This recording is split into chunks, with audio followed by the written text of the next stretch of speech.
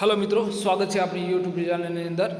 हवे तारीख 17/1/2026 रोज ધોરણ 11નું જે ભૂગોળનું પેપર હતું એમનું સંપૂર્ણ સોલ્યુશન આપણી આ યુટ્યુબ ચેનલની અંદર મળી રહેશે। જો મિત્રો નવા હો તો આ ચેનલને સબસ્ક્રાઈબ કરી આવા દરેક પ્રકારના પ્રશ્નોના જે સોલ્યુશન છે આ ચેનલની અંદર તમને મળી રહેશે। મિત્રો તો પહેલાનો જવાબ જોઈએ તો મેરુ જ્યોત કયા આવરણમાં જોવા મળે છે? તો ઉષ્માવરણ। બીજાનો જવાબ જોઈએ તો નીચેમાંથી કયું પરિબળ તાપમાનને અસર કરતું નથી? તો રેખાંશ। ત્રીજાનો જવાબ જોઈએ બરફ પક્ષી પવનો કયા છે? તો ચિનુક પવનો કયા છે? તો ચિનુક છે। ચોથાનો જવાબ ભેજ માપવાનું સાધન જણાવો? તો હાઇગ્રોમીટર છે। પાંચમાનો જવાબ રિમોટ સેન્સિંગ શબ્દનો સૌપ્રથમ ઉપયોગ કોણે કર્યો? તો ઇવલિન પુટ। અને છઠ્ઠાનો જવાબ એરિયલ ફોટોગ્રાફ એટલે શું? બલૂન કે વિમાનમાં ગોઠવેલા કેમેરા દ્વારા પૃથ્વી સપાટીનો ફોટો પાડવામાં આવે તો તેને એરિયલ ફોટોગ્રાફ કહેવામાં આવે છે। સાતમાનો જવાબ જોઈએ તો વર્ષ છાયાનો પ્રદેશ એટલે શું? ચેપ્ટર 11ની અંદરમાંથી લેવામાં આવ્યો છે। અને આઠમાનો જવાબ કાળ વૈશાખી પવનો એટલે શું? તો નોર્વેસ્ટર પવનને કાળ વૈશાખી પવનો કહેવાય છે। નવમો સૂર્યકલંકો કોને કહેવામાં આવે? સૂર્યની સપાટી પર જોવા મળતા કાળા ધાબાને સૂર્યકલંકો કહેવામાં આવે છે। દસમાનો જવાબ જોઈએ વાતાવરણના મુખ્ય આવરણનું નામ જાણો? તો શુભ આવરણ, સમતાપ આવરણ, મધ્ય આવરણ અને ઉષ્માવરણ।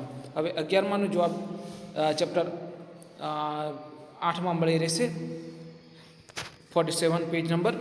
12માનો ધ્રુવીય પ્રદેશોમાં ઓછી ગરમી પડે છે તો સમજાવો? ચેપ્ટર 9 51। 13 મલબાર કિનારે વધુ થાય છે, ચેપ્ટર 10માંથી લેવામાં આવ્યો છે, 59। 14 ઉનાળામાં બાષ્પીભવનની પ્રક્રિયા ઝડપી બને છે, ચેપ્ટર 11 63 પેજ નંબર। 15 પાર્થિવ અને જોવિયન ગ્રહો કયા કયા છે? Chapter 2 14 page number.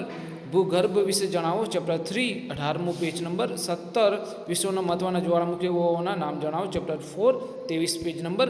18 જમીન એટલે શું અને તેના ભૌતિક લક્ષણો જણાવો? ચેપ્ટર 6માંથી લેવામાં આવ્યો છે। હવે વિભાગ ડીની અંદર વાત કરીએ તો માનવ ભૂગોળ વિશે સમજાવો? ચેપ્ટર 1 સૌર પરિવારના સભ્યો વિશે વર્ણન કરો? ચેપ્ટર 2માંથી લેવામાં આવે છે। ભૂકંપ થવાના કારણો સમજો? ચેપ્ટર 4 ગોંડવાના લેન્ડ વિશે નોંધ? ચેપ્ટર 5 પેજ નંબર 28 ઘુમ્મટાકાર પર્વત વિશે નોંધ લખો? ચેપ્ટર 7 પેજ નંબર 40 સો આવરણ વિશે માહિતી વર્ણો? ચેપ્ટર 8માંથી લેવામાં આવે છે। વાતાવરણનું દબાણ એના વિશેની નોંધ અહીંયા આપી છે। એના નીચે 3 પ્રશ્નો છે। તો વાતાવરણનું દબાણ કયા એકમમાં મપાય છે? તો સેમી ઇંચ અને મિલીબાર।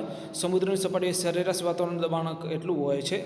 તો દબાણ 76 સેન્ટીમીટર આશરે 30 ઇંચ કે 30 મિલીબારમાં હોય છે। ત્રીજાનો જવાબ છે વાતાવરણનું દબાણ વાયુદાણ માપક, નિમ્ન પ્રવાહી વાયુદાણ માપક અને વાયુ આલેખનથી માપી શકાય છે।